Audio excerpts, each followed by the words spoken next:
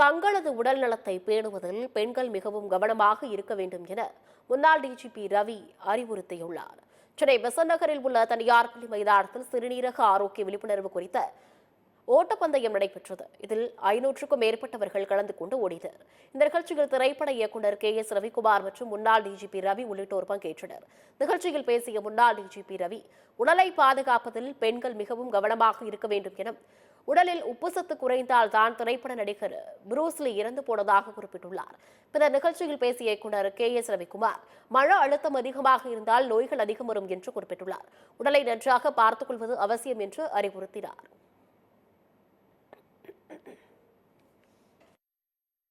உங்களுக்கு எல்லாமே தெரிஞ்சிருக்கும், புரூஸ்லி இறந்து போனதற்கு காரணமே செரிபரல் எடிமா.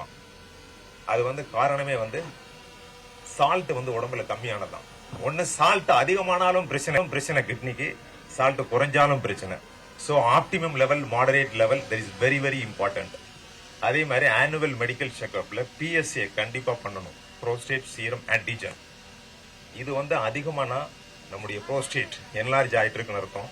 ஸ்ட்ரெஸ் அதான் ரொம்ப முக்கியம். என்னதான் நம்ம எக்ஸசைஸ் பண்ணாலும் ஸ்ட்ரெஸ் லெவல் இருந்துச்சுன்னு சொன்னா நிச்சயமா நம்முடைய ஹெல்த் நல்லா இருக்காது. Health is always wealth.